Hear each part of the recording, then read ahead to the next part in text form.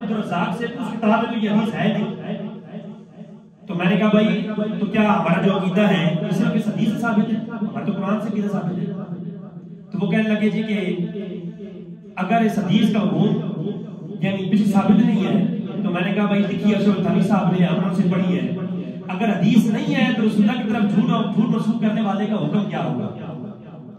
خیر میں نے کہا بھئی ہمارے پاس قرآن ہے، قرآن بتاتا ہے کہ ظہور اول خلق ہے، اللہ کی سب سے پہلی مخلوق خود قرآن کہتا ہے کہ رسول اللہ ہے.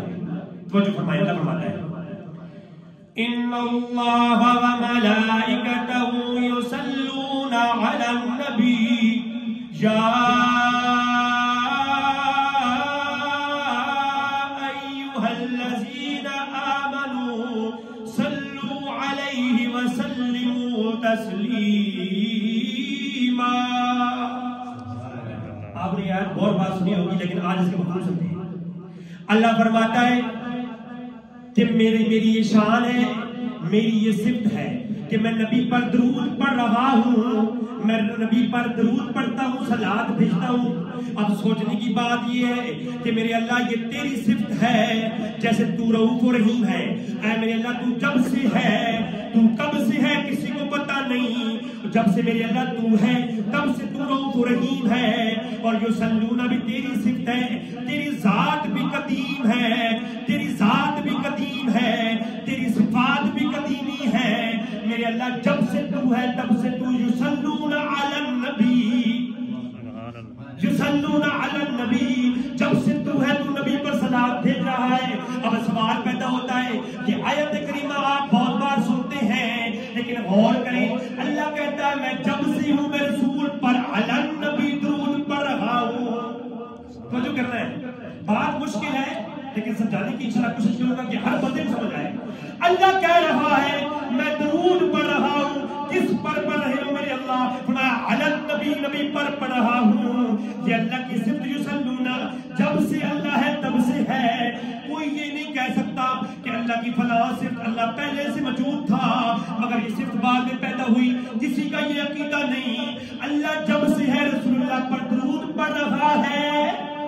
اب سوال یہ پیدا ہوتا ہے، اگر میں کھل کر بات کروں لوگ پھٹے لگا دیں گے، میں صرف اتنا کہوں گا یہ سوال آپ ہر اس شخص کے پاس لے کے جائیں جو یہ کہتا ہے رسول اللہ کا پہلے کوئی وجود نہ تھا، اس سے فقط یہ سوال کریں. ساری تفاسیر چپ ہے، بڑے بڑے علماء خاموش ہیں، لیکن سوال تو بنتا ہے کہ اللہ جب سے ہے تب سے رسول اللہ پر درود پڑھ رہا ہے، تو رسول اللہ کب سے ہے؟ سوال تو ہے کہ رسول اللہ کب سے ہے؟ جب سے اللہ ہے تب سے درود پڑھ رہا ہے. یہ ذکر کے لیے مذکور کا ہونا ضروری ہے. بزرگوں میری عمر ہے 30 سال، میں اگر یہ کوئی یہ کہے کہ آج سے 20 سال پہلے قبلہ اساتذہ محترم حافظ عظیم صاحب مجھے قرآن پڑھایا کرتے تھے تو یہ میرا ذکر ہے. اس کا مطلب 20 سال پہلے میں تھا اور عظیم صاحب نے مجھے قرآن پڑھایا. لیکن ایک بزرگ جن کی عمر 60 سال ہے اگر کوئی یہ کہے کہ بابا جی جو ہے آپ کو جب آپ بابا جی کی عمر 20 سال تھی اس وقت آپ کو قرآن پڑھایا کرتے تھے، دوسرا کہے گا بھائی جب تو تھا نہیں تیرا ذکر پہلے کیسے ممکن ہے؟ کیونکہ ذکر کے لیے مذکور کا ہونا ضروری ہے. ذکر کے لیے جس کا ذکر ہو رہا ہے اس کا پہلے ہونا ضروری ہے. یہ یصلون ذکر مصطفیٰ ہے اور ذکر مصطفیٰ کرنے کے لیے مذکور کا ہونا ضروری ہے. مذکور کے بغیر یصلون علی النبی کا کوئی معنی سمجھا سکتا ہی نہیں ہے. اس کا معلوم یہ ہو گیا علماء لکھتے ہیں کہ اگر ذہنی وجود مصطفیٰ یہ 1400 سال پہلے دنیا میں تشریف فرما ہوئی ہے لیکن تصور خدا میں نور مصطفیٰ کا وجود ازل سے قبل اللہ نے تخلیق کیا. اس بات کی یہ دلیل ہے، یہ آیت اس کا کوئی اور جواب نہیں ہے کہ اللہ نے اپنے بعد سب سے پہلے جو پہلی مخلوق پیدا کی وہ ذات مصطفیٰ ہے. سمجھائیے. اب یہ سوال پیدا ہوتا ہے، سوال کرنے والا یہ کہتا ہے کہ قرآن کہہ رہا ہے قل انما انا بشر مثلکم یوحی الی، اے نبی آپ اعلان فرمائے آپ کے جیسا میں بشر ہوں. پہلی بات یہ ہے یہ قرآن کا خطاب ہے کس کو؟ آپ جتنی تفسیریں اٹھا کے پڑھیں، یہ جب پہلی دفعہ یہ آیت میرے سامنے پیش کی میں کبھی پریشان ہو گیا. وہ ایک کتاب ہے تقویۃ الایمان، لکھنے والا ایک شاہ اس میں دلوی ہے. اس کا ذکر زیادہ نہیں، لیکن یہ ہے کہ اس نے لکھا کہ حضور کی تعظیم اتنی کرو جتنا ایک محلے میں بڑا آدمی ہوتا ہے، حضور کا اپنی امت میں ایسے مقام ہے، اس سے زیادہ تعظیم نہیں کرنی حضور کی۔ یہ تقویۃ الایمان میں لکھا ہوا ہے۔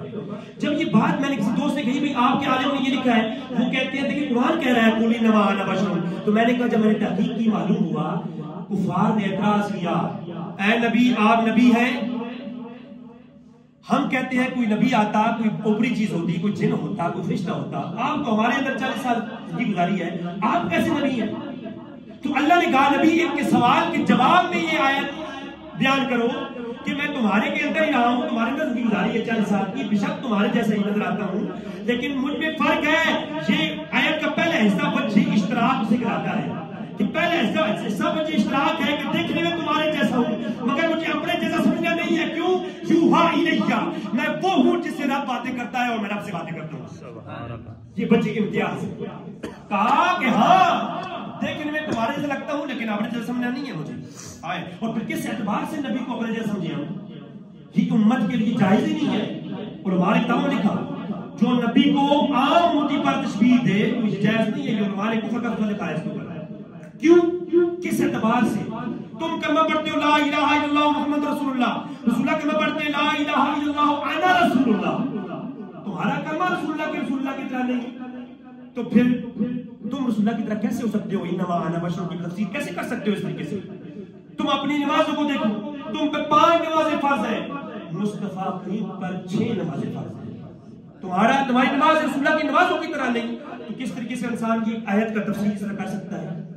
میرا مقصد آپ لوگوں کو یہ قرآن کی سورہ کہف کی آیت 110 کا مفہوم سمجھانا ہے کہ قرآن پڑھ کر کوئی یہ کہے دیکھو قرآن میں تو یہ لکھا ہوا ہے مثلکم، اس کا مفہوم یہ ہے، قرآن یہ کہہ رہا ہے محبوب دیکھنے میں زہری آپ بالکل عام انسان طرح لگتے ہیں، آپ کے 2 ہاتھ ہیں مگر آپ کے جو 2 ہاتھ ہیں نا یہ ید اللہ کا ہاتھ ہے، بعد از خدا بزرگ تو ہی قصہ مختصر۔ اور پھر اگلی بات، آپ روزہ رکھتے ہیں، آپ کا روزہ کس طرح کا ہے؟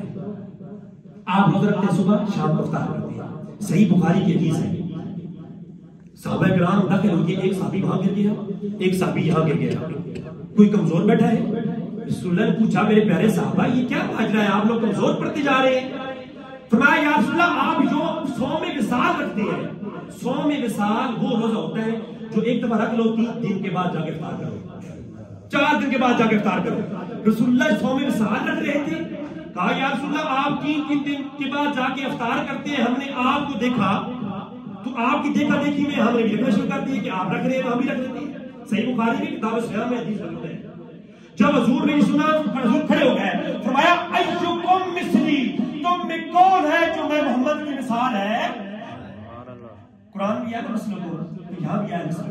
فرمایا اے ابو بکر عمر عثمان علی رضی اللہ تعالیٰ عنہ، کہا کہ میرے پیارے صحابہ تم میں کون ہے جو میں محمد کی مثال ہے؟ اگر صحابہ ہو کے رسول اللہ کی مثال نہیں ہو سکتے تو عام ان کی سوچ بھی نہیں سکتا، وہ کیسے تصویر دے سکتا ہے؟ ایکم مثلی، تم زکات ادا کرتے ہو، تم پہ زکات فرض ہے، مصطفیٰ کریم پہ زکات فرض نہیں ہے۔ ہم عرب میں تھے تو اس طرح بحث چل پڑی جامعہ اسلامیہ میں ایسی بات کرتے کرتے کہ بھائی مصطفیٰ کریم پہ زکات فرض کیوں نہیں ہے، کیونکہ علماء جہاں بیٹھتے ہیں وہ بحث کرتے تھے، تو وہ بحث کر رہے تھے، میں بیٹھا سن رہا تھا، تو میں سننے لگ گیا کہ یا رسول اللہ ہم پر زکات فرض ہے، آپ صاحب شریعت ہے، آپ پہ فرض کیوں نہیں؟ تو مجھے جواب ملا کہ زکات ادا کرنے کے لیے ایک معقولہ ہے، ایک شرط ہے، العبد لما فی یدہ کان لمولاہ، کہ جو زکات دینے والا بندہ ہے اس کے لیے شرط یہ ہے کہ وہ ایسے کو زکات دے جو اس کی ملکیت میں نہ ہو۔ ایک غلام اپنے مالک کو زکات نہیں دے سکتا، ایک مالک اپنے غلام کو زکات نہیں دے سکتا، اور ایک والد اپنے بیٹے کو زکات نہیں دے سکتا، کیونکہ شرط کی ہے زکات کی کہ جب جس کو زکات دی جائے آپ کے قبضے سے خارج ہو اور اس کے قبضے میں تمام ہو جائے، یہ شرط ہے۔ اب مصطفیٰ کریم زکات دیتے تو دیتے کس کو؟ دنیا میں اس کائنات کے ساری حضور خود مالک ہیں، اور اگر کسی کو زکات دیتے تو وہ شخص حضور کا غلام ہے، حضور اس کی مالک ہے، اور قانون زکات کا یہ ہے العبد لما فی یدہ وکان لمولاه، جو مالک کا ہے وہ اس کے غلام کا ہے، جو غلام ہے وہ مالک کا ہے۔ اگر مالک غلام کو زکات دے تو زکات نہیں ہوتی۔ رسول اللہ کسی کو زکات دیتے تو کس کو دیتے؟ یہ کائنات رسول اللہ کی، یہ غلام بھی رسول اللہ کے، ہر شخص رسول اللہ کا۔ رسول اللہ جب کسی کو زکات دیتے تو یہ شرط صادقی نہ آتی، اسی لیے رسول اللہ پر زکات فرض نہیں ہے۔ تو تمہاری زکات رسول اللہ کی زکات کی طرح نہیں۔ بات ہو جائے گی، یہ بات مشکل تھی لیکن مجھے وہ فن نہیں ہے خطیبوں والا کہ بات سمجھا پاؤں، لیکن میں نے سمپلی بات سمجھائی ہے کہ زکات تب ہوتی ہے جب آپ کی ملکیت سے نکلے۔ رسول اللہ دنیا میں کسی کونے میں زمین کے نیچے بھی کسی کو ادا کرے وہ بھی رسول اللہ کی ملکیت ہے۔ اس میں دلائل موجود ہے قرآن میں، پھر چلا کبھی آئیں گے لوگ سنائیں گے۔ اب تک تمہاری زکات رسول اللہ کی زکات کی طرح نہیں، تمہارا نماز رسول اللہ کی نماز کی طرح نہیں، تمہارے ارکان اسلام رسول اللہ کے ارکان اسلام کی طرح نہیں۔ تم کس اعتبار سے کہہ سکتے ہو رسول اللہ آپ کی طرح ہے؟ حضرت حبیبہ رضی اللہ تعالیٰ عنہ آپ بیٹھی ہیں، حضور سو رہے ہیں، آپ کا پسینہ مبارک آپ جمع کر رہی ہیں، توجہ فرمائیں، بس 2 حدیثیں پڑھ کے جا سکوں گا۔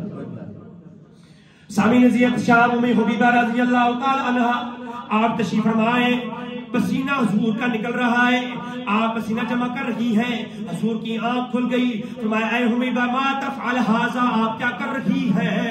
حمیدہ نے فرمایا اپنے بچوں کے لیے برکت سمیٹ رہی ہوں اور خوشبو سمیٹ رہی ہوں۔ اگر تم جا کر گرمیوں میں نماز کے لیے کھڑے ہو جاؤ، تمہارے پسینے کی اتنی بدبو ہوتی ہے ساتھ والا کھڑا نہیں ہو سکتا، لیکن مصطفیٰ کریم کے پسینہ مبارک بھی سبحان اللہ اس کمال کا ہے کہ سبحان اللہ کس اعتبار سے تو رسول اللہ کے بارے میں انسان سوچ بھی نہیں سکتا کہ اس ذات کے پسینے کے برابر بھی کوئی ہو سکے۔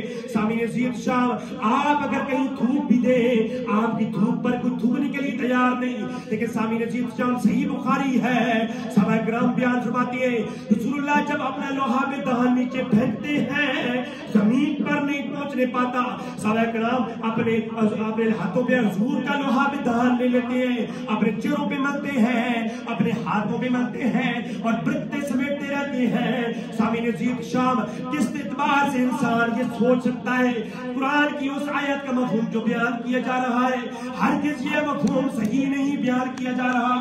حضور کو جب اللہ بعد از خدا بزرگ توئی قصہ مختصر، اللہ کے بعد سب سے اعلیٰ مقام والی جو ذات ہے وہ ذات مصطفیٰ ہے۔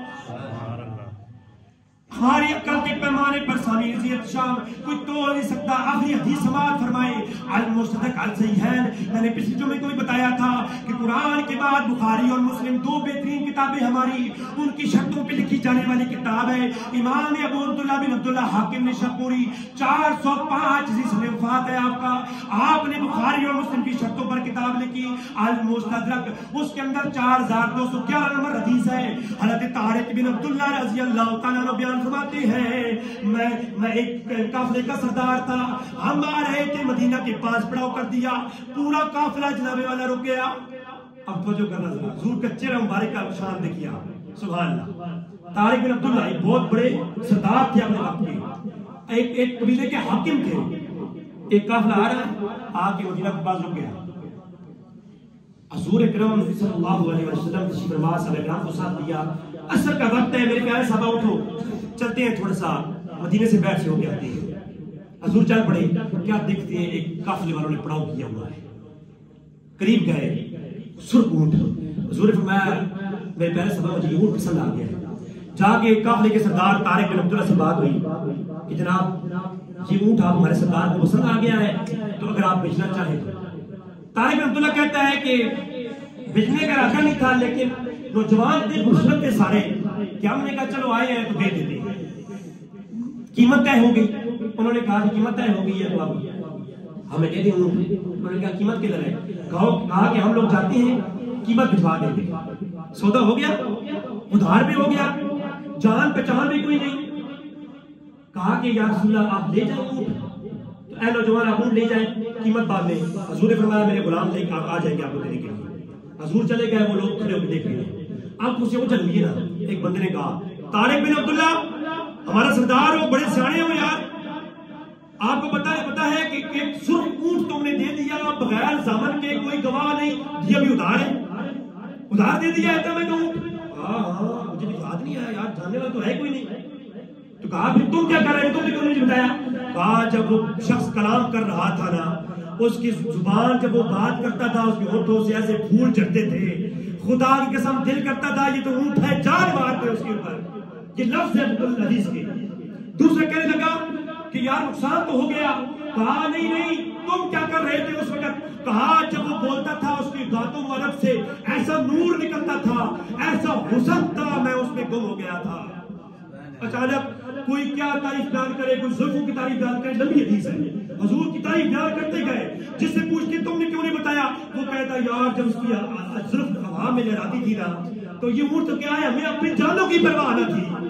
اچانک ایک بندہ پیچھے کھڑا ہوا، چلو جی بس اونٹ تمہارا چلا گیا، اونٹ چلا گیا، اب کیا ہو سکتا ہے؟ اس نے تاثر یہ دیا کہ اونٹ چوری ہو گیا. ایک بندہ کھڑا ہوا، اس نے بات کی، تاثر یہ دیا کہ اونٹ چوری ہو گیا. جو یہ بات کرنے لگا اندر سے ایک خیمے سے نا ایک مائی باہر نکلی اور ہاتھ کھڑا کیا، خبردار کوئی یہ نہ کہے کہ اونٹ چوری ہو گیا ہے.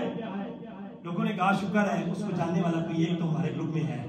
مائی جو ضمانت دے رہی ہے نا، مائی کہنے لگی میں ضمانت دیتی ہوں تمہاری اونٹ کی قیمت ادا کی جائے گی، اگر نہ کی جائے تو میں دیتی ہوں تمہاری اونٹ کی قیمت. اور لوگوں کہنے لگے یار واہ ماشاءاللہ، مائی تو جاننے والی نکلی ان کی. مائی تم کیسے جانتی ہو؟ کہا جانتی تو میں بھی کوئی نہیں، لیکن سونے کا چہرہ بتا رہا تھا کہ کسی جھوٹے کا چہرہ ہو نہیں سکتا. وہ سونے کا چہرہ بتا رہا تھا، کسی جھوٹے کا چہرہ نہیں ہو سکتا. اتنا رات پڑ رہی تھی کہ وہ غلام آ گئے کھجورے لے کر، یہ آپ کے لیے تحفہ ہے اور یہ اونٹ کی قیمت ہے. طارق بن عبداللہ کہتے ہیں یہ تحفہ بھی ہم قبول کرتے ہیں، اونٹ کی قیمت آپ رکھیں. یہ سارا قافلہ وہ سردار کے پاس جانے کو تیار ہے. پورا قافلہ گیا اور اسلام قبول کر گیا.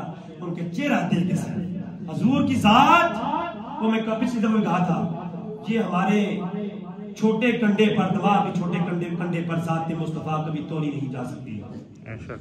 آخری شعر سنے جو کسی بار میں نے پڑھا تھا کہ عقل جن و بشر کا یہاں ذکر کیا، عقل روح الامی